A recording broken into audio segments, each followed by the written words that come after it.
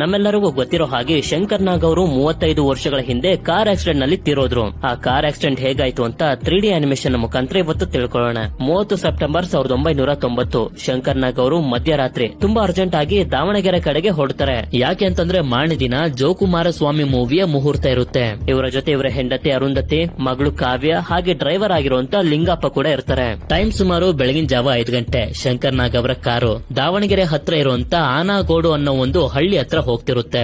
ಆದ್ರೆ ಇದೇ ರೋಡ್ ನಲ್ಲಿ 4-5 ದಿನದಿಂದ ಕೆಟ್ಟು ನಿಂತಿರುವಂತ ಒಂದು ಟ್ರಕ್ ಕೂಡ ಇರುತ್ತೆ. ಕತ್ಲೆ ಇದ್ದಿದ್ರಿಂದ ಡ್ರೈವರ್ ಲಿಂಗಪ್ಪನವರಿಗೆ ಆ ಟ್ರಕ್ ದೂರದಿಂದ ಕಾಣೋದಿಲ್ಲ. ಆದ್ರೆ ಯಾವಾಗ ಹತ್ರ ಬರ್ತಾರೋ ಇಲ್ಲೊಂದು ಟ್ರಕ್ ನಿಂತಿದೆ ಅಂತ ಸಡನ್ ಆಗಿ ಕಾರನ್ನ ಲೆಫ್ಟ್ ಗೆ ಟರ್ನ್ ಮಾಡ್ಬಿಡ್ತಾರೆ. ಅನ್ಫಾರ್ಚುನೇಟ್ಲಿ ಆಪೋಸಿಟ್ ಇಂದನೂ ಒಂದು ಲಾರಿ ಬಂದು ಶಂಕರ್ ನಾಗ್ ಅವರ ಕಾರಿಗೆ ಅಪ್ಪಳಿಸ್ಬಿಡುತ್ತೆ. ಎರಡು ವೆಹಿಕಲ್ ಗಳು ತುಂಬಾ ಸ್ಪೀಡ್ ಆಗಿ ಬಂದು ಅಪ್ಪಳಿಸಿದ್ರಿಂದ ಆ ಸೌಂಡ್ ತುಂಬಾ ಜೋರಾಗಿ ಕೇಳಿಸಿರುತ್ತೆ. ಆದ್ರಿಂದ ಆನಾಗೋಡು ಗ್ರಾಮದ ಜನರು ಬಂದು ನೋಡಿದ್ರೆ ಶಂಕರ್ ನಾಗ್ ಹಾಗೆ ಡ್ರೈವರ್ ಲಿಂಗಪ್ಪ ಸ್ಪಾಟ್ ಔಟ್ ಆಗ್ಬಿಟ್ಟಿರ್ತಾರೆ. ಹಾಗೆ ಮಗಳು ಕಾವ್ಯ ಮತ್ತೆ ಹೆಂಡತಿ ಅರುಂಧತಿ ಅಲ್ಲೇ ಚೂರು ದೂರದಲ್ಲಿ ಬಿದ್ದಿರ್ತಾರೆ. ಇವ್ರಿಗೂ ಸ್ವಲ್ಪ ಏಟ್ ಆಗಿರುತ್ತೆ. ಆದ್ರೆ ಜನರಿಗೆ ಗೊತ್ತಿರೋದಿಲ್ಲ ಆಕ್ಸಿಡೆಂಟ್ ಆಗಿರೋದು ಶಂಕರ್ ನಾಗ್ ಅವರ ಕಾರಿಗೆ ಅಂತ.